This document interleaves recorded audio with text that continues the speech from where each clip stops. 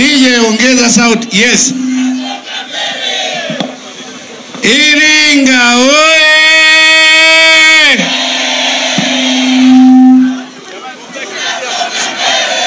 Dr. Samia Suluhu Hassan oye!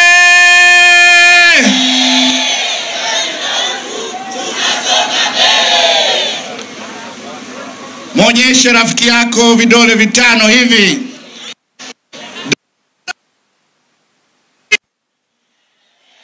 Dr. Samia Suluhu Hassan!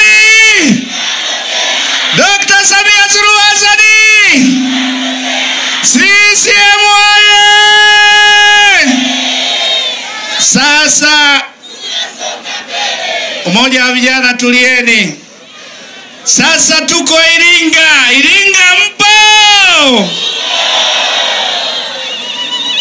Nikisema Iringa sema Samia. Nikisema Samia sema Iringa. Iringa mpo? Haya tunaanza. Samia! Samia! Iringa! Samia! Iringa! Yasini! Iringa! Yasini! Samia! Iringa! Uko nyuma! Samia! Iringa! Samia! CCM oye!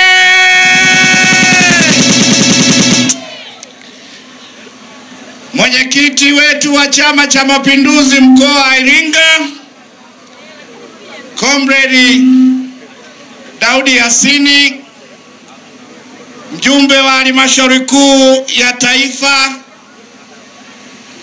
ndugu yangu Salim,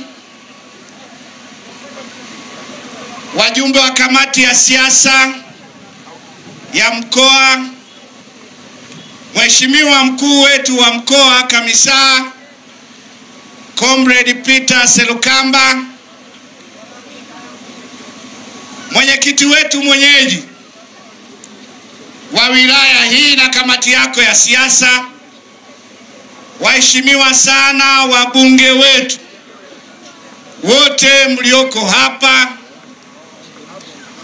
viongozi wa dini, tunatambua uwepo wenu, viongozi wa mila, machifu wote, wananchi wote na vikundi mbalimbali vilivyoko hapa kama mlivyotambulishwa. Na wasalimu kwa jina la Jamhuri ya Muungano wa Tanzania.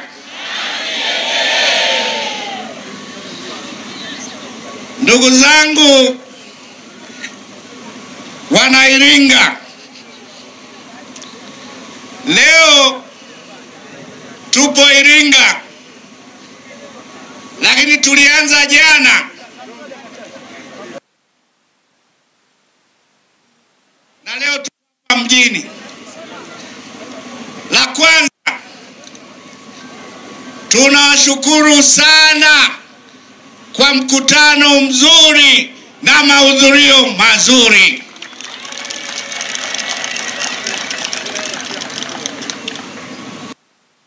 Wenzetu hao walianza pale Mbeya, nikasema hapa mlikuwa na bonanza.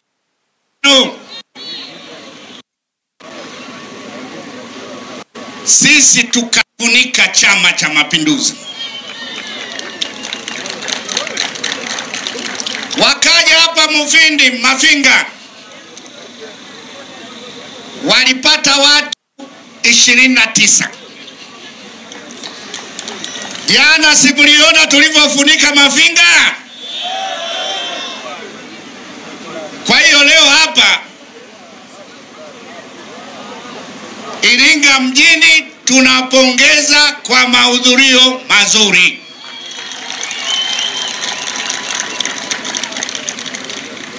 Kwa hiyo ngoja tusubirie kituko cha kesho, na wenyewe wanajipanga kwa sababu maandalizi wanaoendelea nao wamefemea shilingi milioni 6 hawana. Kwa hiyo hiyo wanaendelea huko na bakuli, lakini hata kubadilisha tarehe ya mkutano manake kule mambo mabaya. Bajeti niliona wamefemea 600. Kwa hiyo wanafanya kesho, tujiandae kwa vituko, lakini huu ndo mkutano wenye heshima. Jipigieni tena makofi Wanairinga.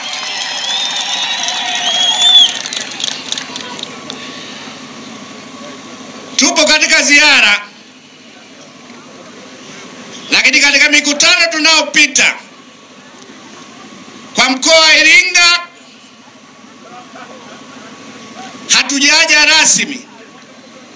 Katibu mkuu na sekretari tumefanya ziara katika mikoa 20. Tulikuwa tumebakisha Iringa, Morogoro, Pwani, Tabora, Mara na Dar es Salaam. Lakini kwa kuwa nimekuja, naomba wenye viti wa wilaya ni waahidi tutakuja katika wilaya zenu.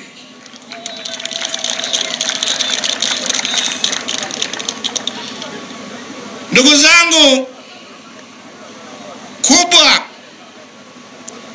naomba nitumie nafasi hii kwa niaba ya Chama cha Mapinduzi kuwashukuru sana Wanairinga kwa ushindi mkubwa mliotupa katika uchaguzi wa serikali za mitaa. Kwa takwimu, mmeshinda mitaa yote, mmeshinda vijiji, mmeshinda vitongoji kasoro kitongoji kimoja. Jipigie makofi tafadhali.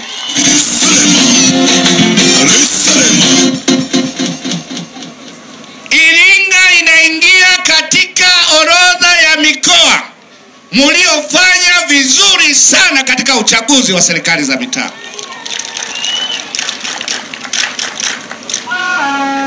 Mimi naujua mkoa wa Iringa kwa nafasi. Iringa ni ngome ya Chama cha Mapinduzi.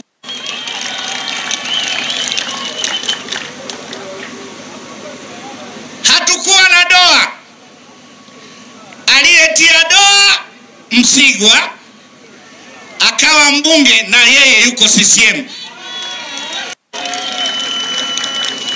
Kwa hiyo na uhakika Iringa inarejea katika historia kwamba Iringa ni ngome ya Chama cha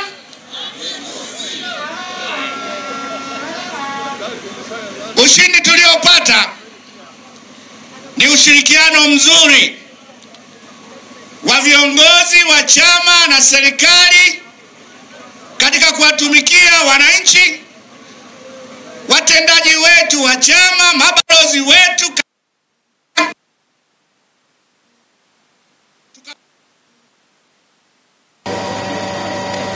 Lakini zipo sababu za sisi kupata ushindi wa kishindo. La kwanza ni utekelezaji mzuri wa ilani ya Chama cha Mapinduzi. Chini ya Dr. Samia Suluhu Hassan, miradi mingi imetekelezwa.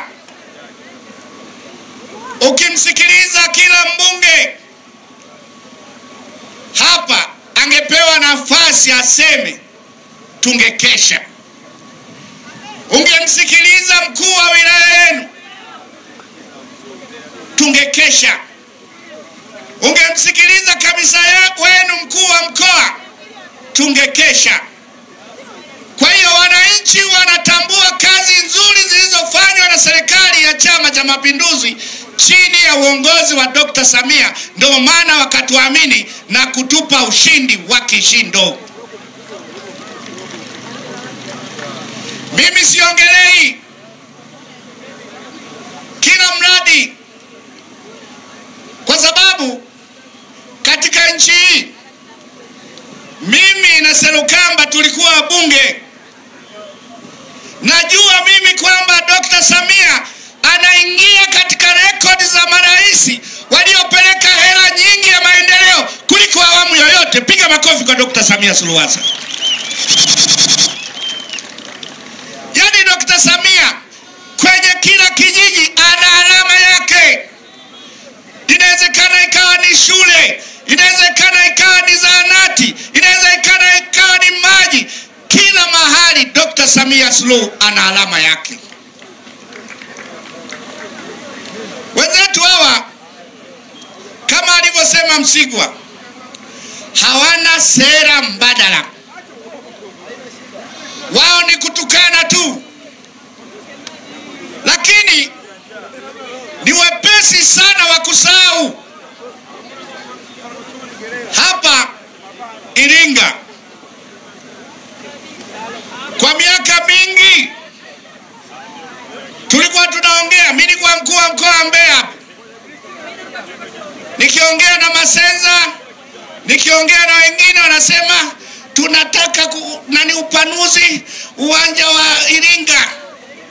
Wameongea miaka yote, lakini chini ya Dr. Samia amethubutu na ameboresha uwanja. Leo ndege wiki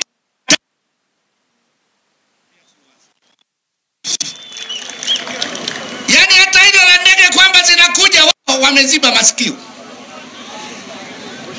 Yani watajifanya hamna.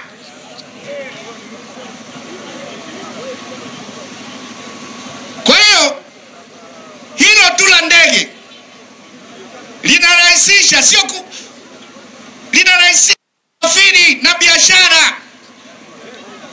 Wafanya biashara wakienda Dar es Salaam wakafunga mizigo itakuja, watafanya biashara, mzunguko wa pesa utakuwepo, utamkuta bodaboda, utamkuta mamalishe. Wenzetu hawa hawaoni. Maji, mimi nilikuwa naibu waziri wa maji, najua changamoto. Hali ni tofauti. Kule walipinga habari ya ndege, lakini wanapanda. Walipinga habari ya SGR, akina Heche, akina Mnyika, akina Mrema akawa anapanda, afu wanaweka kofia hapa wasionekane. Lissu wanapanda. Ukimuuliza anasema unategemea nifanye nini? CCM oye! Unategemea nitumie usafiri gani? CCM oye! Kwa hiyo mambo mengi yamefanywa, na sisi tunaamini wananchi wana imani kubwa ya Chama cha Mapinduzi, na ndio maana wakatuamini, wakatupa kura za kishindo. Lakini lingine, wananchi wanapenda amani na utulivu. Uongo kweli? Chini ya Dr. Samia Suluhu Hassan nchi yetu imetulia. Uongo kweli? Nchi zingine mmeshuhudia hivi karibuni wanakuja kufanya vikao hapa, wanaichukulia Tanzania kama mfano. Kwa hiyo nchi yetu imetulia, na mimi nataka niwahakikishie Chama cha Mapinduzi ndio muasisi wa amani, na tutaendelea kudumisha amani na utulivu katika nchi yetu. Ndugu zangu, baada ya serikali za mitaa, kwa mujibu wa Katiba ya Jamhuri ya Muungano wa Tanzania, ili ushike dola lazima ushinde na uchaguzi mkuu. Nataka niseme, tukielekea katika uchaguzi mkuu, Chama cha Mapinduzi kimejipanga kwa ajili ya uchaguzi mkuu, na tunampongeza Mheshimiwa Rais Dr. Samia Suluhu Hassan kwa hatua mbalimbali alizozichukua za kufanya maboresho ya sheria za uchaguzi. Tunaye rais msikivu, rais mwenye hekima, Dr. Samia Suluhu Hassan. Wadau walipoanza kulalamika kwamba tunahitaji mabadiliko ya sheria ya uchaguzi, akawasikia. Na hapa naomba mnisikilize vizuri. Dr. Samia Suluhu Hassan aliunda kikosi kazi Profesa Mkandala ili kupata maoni. Kikosi kazi cha Profesa Mkandala kilifanya kazi kwa mwaka mmoja. Kikosi kazi kikaita vyama vyote vya siasa, kikaita viongozi wa dini, kikaita asasi za kiraia. Wote walienda. Lakini katika vyama vya siasa, vyama vyote mnavyovijua vya siasa vilienda, kasoro Chadema. Wao wakasema sisi ni wakubwa, sisi hatuwezi kwenda kwenye kikosi kazi. Wakakataa. Wao wakasema tunataka kwenda kwa makamu mwenyekiti wa CCM. Wakati yule Comrade Kinana akawasikiliza. Kikosi kazi kilipomaliza kazi, kilikabidhi taarifa kwa Mheshimiwa Rais. Ilipokelewa mubashara na Mheshimiwa Rais.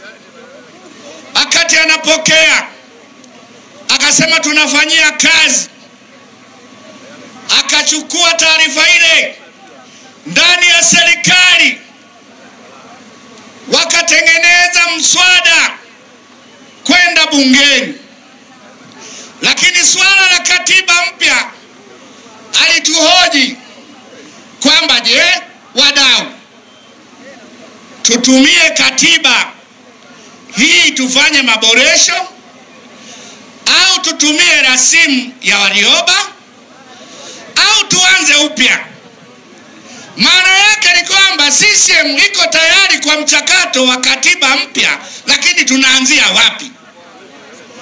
Na wenzetu hawa wanaamini katiba inaweza kutengenezwa kwa dakika. Yaani kama unapika ugali, yani unatenga chungu hapa maji, unapika unatoa ugali. Katiba mpya ukiwauliza wao, wanaangalia mambo yanayowahusu wao kuingia madarakani. Hawajali wananchi, hawajali wafugaji, hawajali wakulima, hawajali watu wote.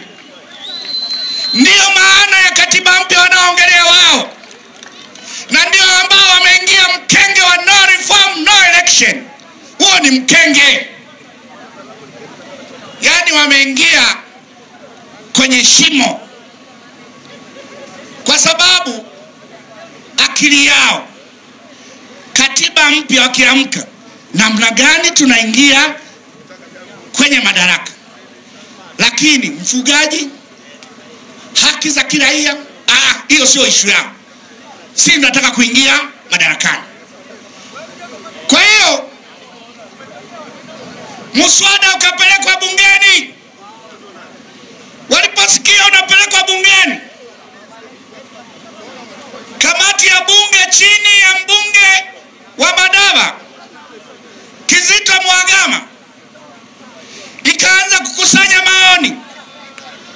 Wananchi na asasi na watu wengine 1702 walitoa maoni, na Chadema walitoa maoni. Walikimbia kule wakawahi bungeni wakatoa maoni. Ndipo bunge likatimiza kazi yake. Tukapata sheria mbili. Sheria ya kwanza ni kuanzishwa kwa Tume Huru ya Taifa ya Uchaguzi. Jina la zamani ilikuwa inaitwa Tume ya Taifa ya Uchaguzi. Na kwa maana hiyo tutakuwa na Tume Huru ya Taifa ya Uchaguzi. Piga makofi kwa Dr. Samia Suluhu Hassan. Piga makofi kwa bunge la Jamhuri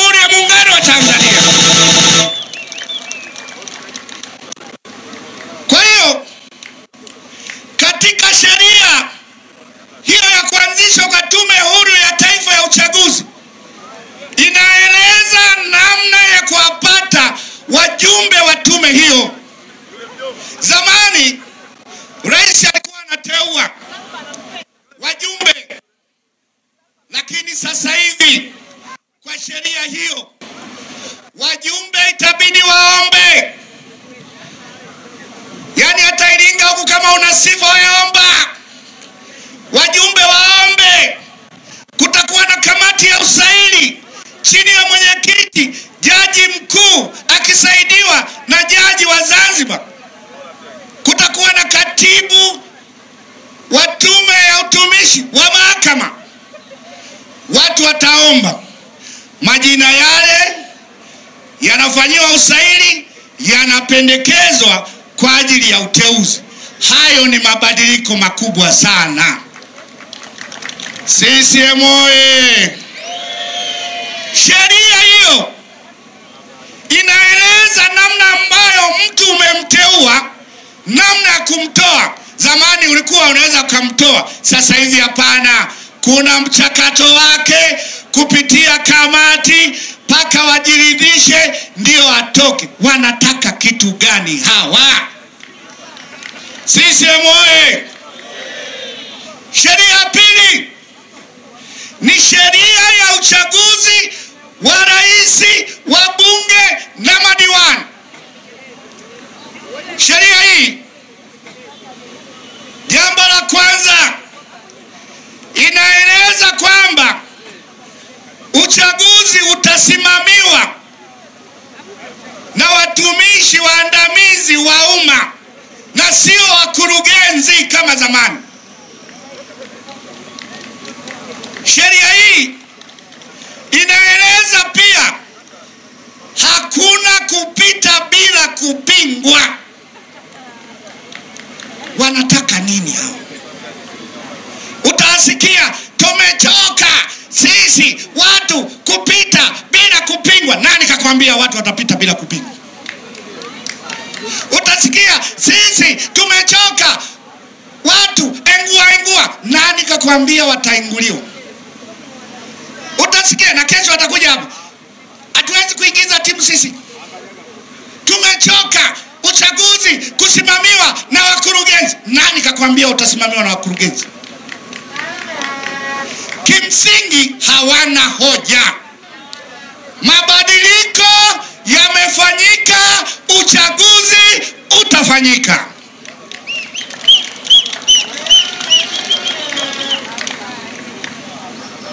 Na nataka niseme, yani wanahisi labda kama tunawabembeleza hivi. Mimi nasema, nimwambia Mbeya, nyie mkiamua kususa uchaguzi shauri lenu. Sisi tutaendelea na uchaguzi. Uchaguzi huu upo sio kwa matakwa ya CCM. Uchaguzi huu upo kwa matakwa ya katiba ya Jamhuri ya Muungano wa Tanzania.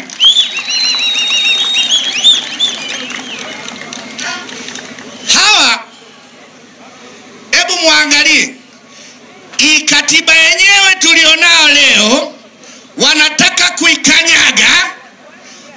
Hiyo mpya wataitekeleza?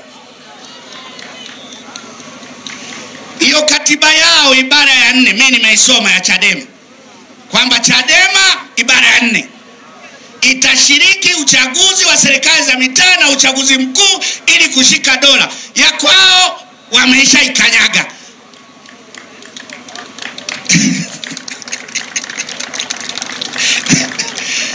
Wakija waulizeni ibara ya 4 inasemaje, wawasomee hadharani, hawatosoma.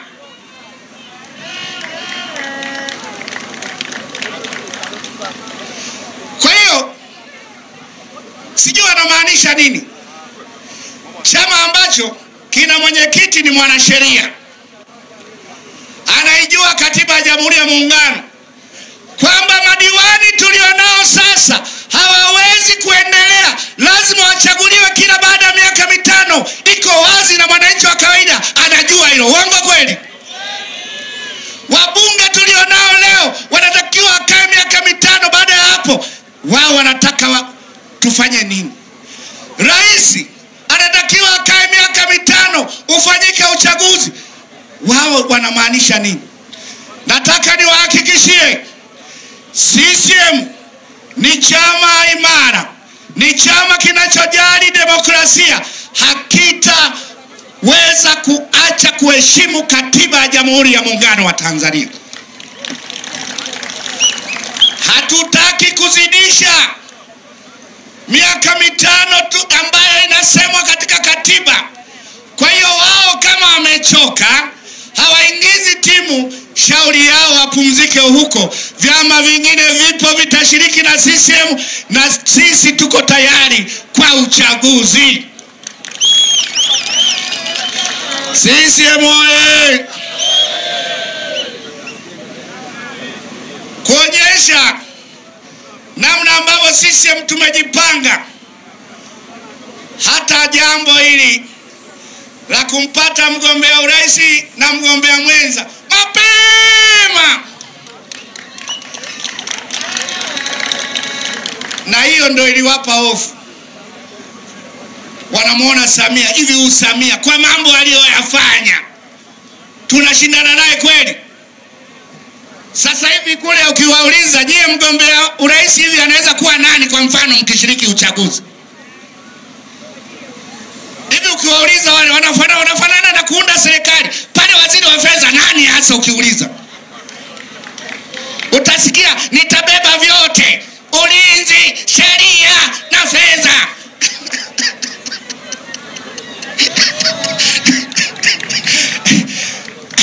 Pale waziri wa mambo nani? Hawafanani, hawana uwezo huo. Kwa hiyo wameogopa kuingiza timu uwanjani. Lakini simaanishi dabi ya tarehe 8. CCM oye! Wananchi mpo?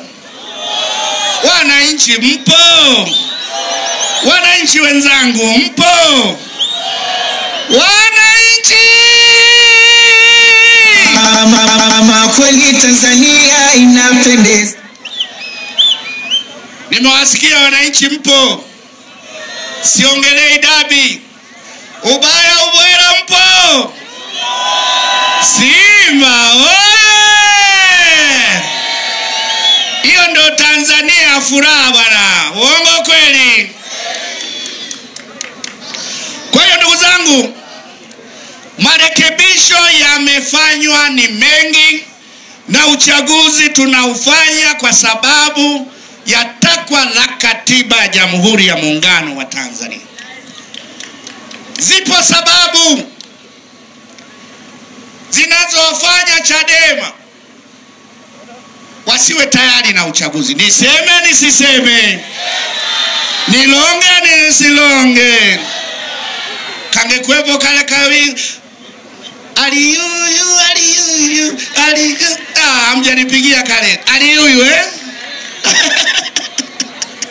aliyuyu CCM oye!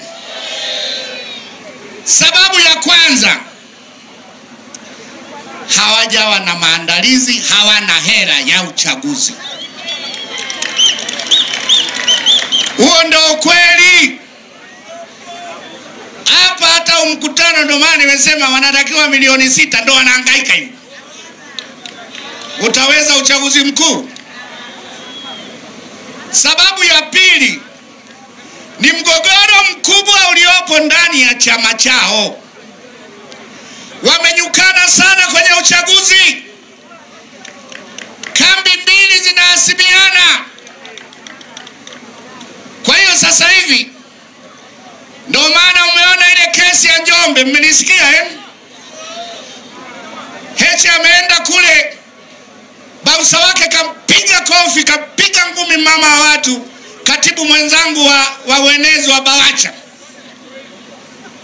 Lakini Chama cha Mapinduzi kwa sababu kinaongozwa na Fowara kwa niaba yenu, juzi baada ya kutoka hospitali tumemwezesha aende kwa matibabu zaidi kule Peramio kwa ajili ya check up zaidi. na leo asubuhi nimeongea naye, amenishukuru kwa harambee iliyofanywa jana, na leo tena nimemtumia milioni 1,600,000 za harambee zilizofanyika Mafinga. Wenezi lazima tusaidiane, au sio?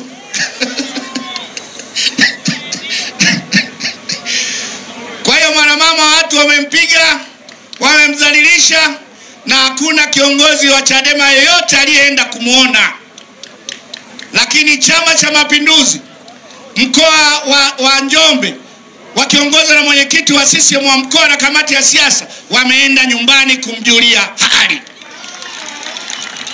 UWT wameenda kumjulia, wao hapana, kwa sababu vita ni kubwa sana ndani ya chama.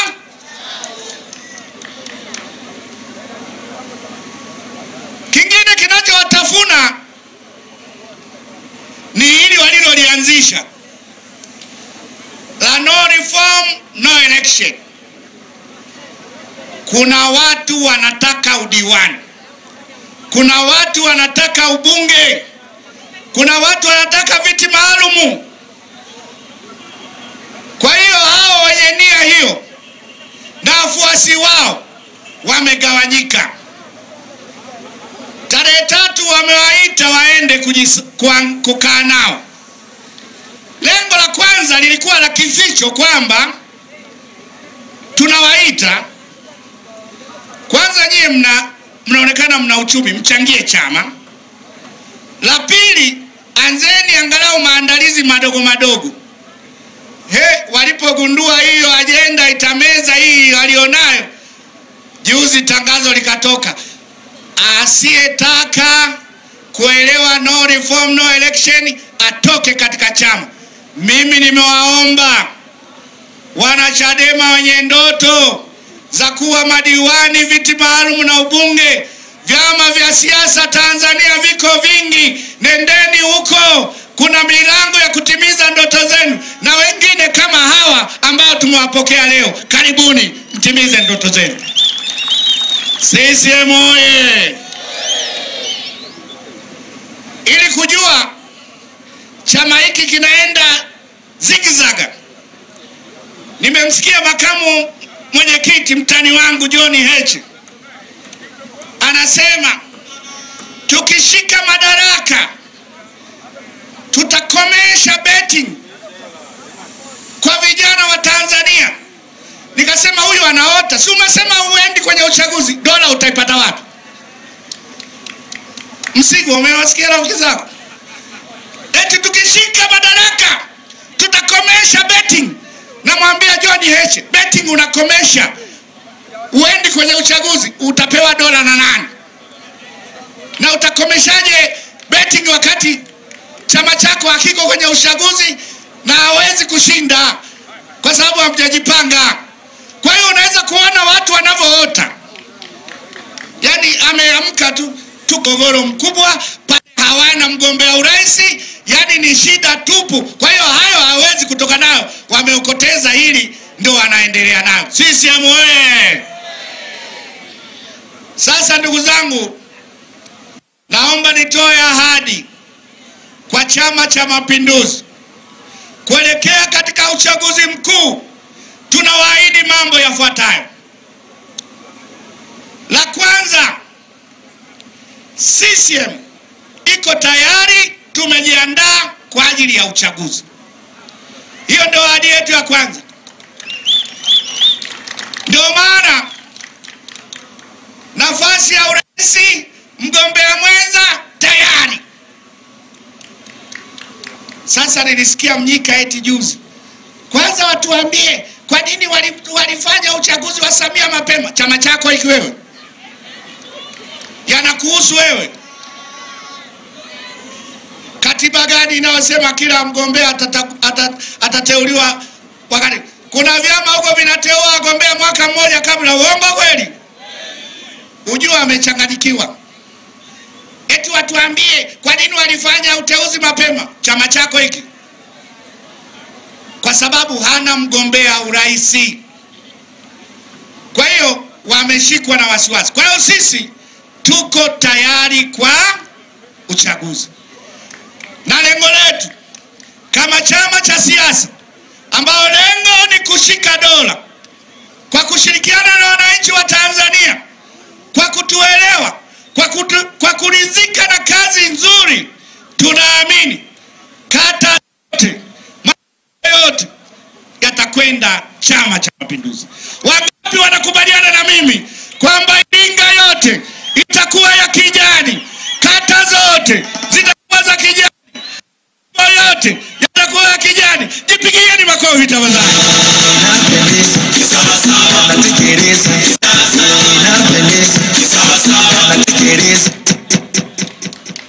CCM oye! Ahadi ya pili,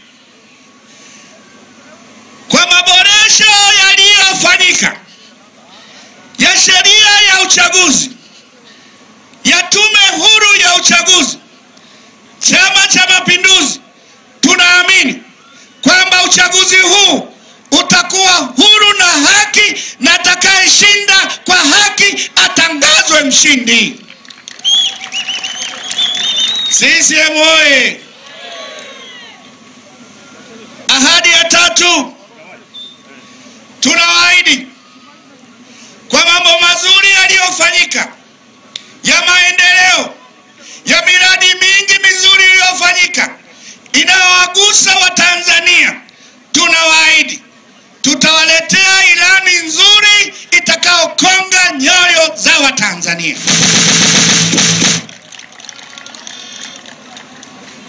Ilani inayokuja, tumefanya utafiti wa kutosha, tunaelewa mahitaji ya Watanzania, na ilani hiyo itakapotoka itakubalika, itapokelewa vizuri. Tunawaahidi ilani nzuri. Tumeanza na kauli mbiu kazi, kazi, kazi. Tunasonga. CCM oye! Ahadi ya nne, niseme nisiseme? Niseme nisiseme? Uchaguzi wa serikali za mitaa tumeshinda kwa sababu CCM mbali ya utekelezaji wa ilani vizuri, lakini iliteua wagombea wazuri. Tunawaahidi tutawaletea wagombea wazuri wanaokubalika katika nafasi za udiwani na ubunge. CCM oye! Ahadi nyingine, Chama cha Mapinduzi katika kufanya kampeni na siasa tutatumia 4R za Mheshimiwa Dr. Samia Suluhu Hassan kufanya kampeni za kistaarabu. Sisi ni chama kiongozi, tutakuja na mipango, tutakuja na ilani, tutakuja na mambo mazuri yaliyofanywa, yatakaofanywa. Kwa hiyo hatuna haja ya kufanya kampeni chafu, tutafanya kampeni za kistaarabu. CCM oye! Ahadi ya mwisho, Chama cha Mapinduzi kinaamini maendeleo tulionayo, mafanikio tulionayo yanatokana na nchi yetu kuwa na amani na utulivu. Uongo kweli? Ahadi yetu, Chama cha Mapinduzi kitahakikisha kabla, wakati na baada ya uchaguzi nchi yetu inaendelea kuwa salama. Tunasema bora tutofautiane kwa itikadi, tutofautiane kwa mtazamo, lakini baada ya uchaguzi hatuna Tanzania mbadala, hatuna Iringa nyingine. Tanzania yetu ni hii. Na ukiwaona watu wanaosema kitachafuka, kitachafuka, familia yake iko huko, hana hata mtoto hata mmoja hapa. Ukisikia tutakinukisha, waangalieni sura zao, familia zao ziko huko, mmoja iko Canada, mwingine Marekani. Kwa hiyo tunajua. Kwa hiyo Watanzania tunawaahidi tutaendelea kudumisha amani na utulivu. CCM oye! CCM oye! Kwa hiyo niwaombe ndugu zangu, wakati namaliza, niwashukuru sana kwa mwamko wenu, kwa mapokezi yenu, kwa utulivu wenu. Huu ni mkutano ulioandaliwa kwa heshima kubwa ya Chama cha Mapinduzi. Hapa hamjasikia matusi. Tumeeleza tulioyafanya, tumewafafanulia juu ya mabadiliko, tunawaeleza yajayo kwamba yanafurahisha kupitia Chama cha Mapinduzi. Nyie ni mashahidi. Nikiwa Mbeya nimepokea wanachama 50. Leo hapa tunampokea katibu wa jimbo. Mmemuona alivyosema maneno makali. Amerejea Chama cha Mapinduzi. Kwa hiyo uongozi wa CCM, tengenezeni utaratibu wa kumpatia kadi yake ili na yeye aongeze jeshi la kukipigania Chama cha Mapinduzi. Naomba nimshukuru sana mchungaji Msigwa. Msigwa ni rafiki yangu sana. Ni mtu mkweli, na ukweli wake ndio uliomtoa Chadema. Ni mtu ambaye anapolisimamia jambo analisimamia. Amenihakikishia ili mradi nimekuja Chama cha Mapinduzi, Iringa hawana chao, hawa Chadema. Amenihakikishia ana hasira. Ameniambia watapata udiwani, atapata ubunge katika mkoa wa Iringa na kanda yote ya Nyasa aliyokuwa akiongoza yeye, atasimamia CCM ipate ushindi wa kishindo.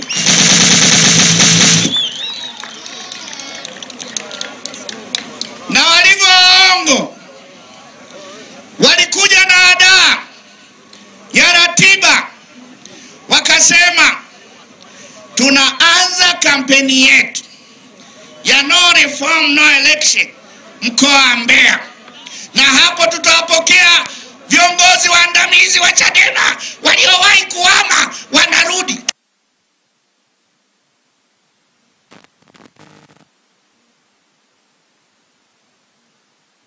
Alafu wakasema hitimisho itakuwa Iringa tarehe 29. Waliandika wenyewe. Wamebadilisha kwa sababu nimesema wanatafuta hela bado. 29 tutapokea na viongozi wengine. Yani walikuwa na mtarget Msigwa. Uongo. Kwa hiyo leo Msigwa anaendelea kuwaumbua. Mbeya tumepiga mkutano, wamemwona Msigwa wameogopa. Leo hapa Msigwa akapiga mkutano. Kwa hiyo waliokuwa wanatarajia kwamba Msigwa atapokelewa, hamna kesho. Msigwa ni wa Chama cha Mapinduzi. Makofi kwa CCM, makofi. Makofi kwa CCM, makofi. Makofi kwa CCM, makofi. Makofi kwa CCM, makofi. Na mikutano yao imedorora. Nimefuatilia. Mbeya ilikuwa kituko, Mafinga kituko, Nkasi kituko. Na yule bwana mtani wangu napenda kumuigiliza sauti yake kwa sababu ndugu yangu. Alienda kule Nkasi, kabla hajaenda alisema yule mbunge wa Nkasi ni wakupewa. Kapewa lisamaki, anachekelea. Kuanzia hapo akasema aida ni mbunge halali.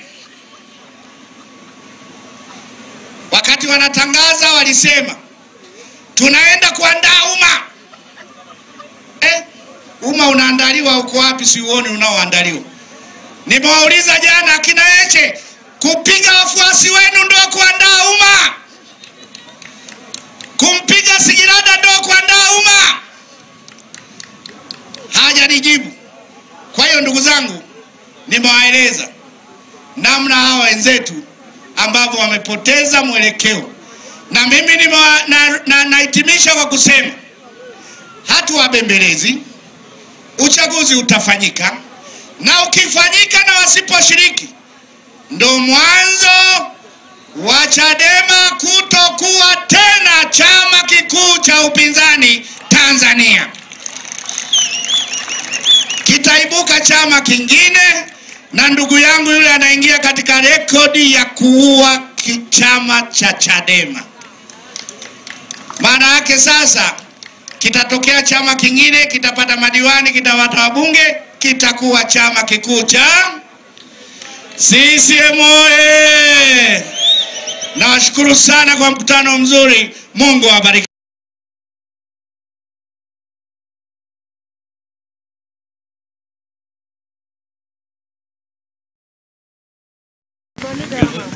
Hilo bango la kwako.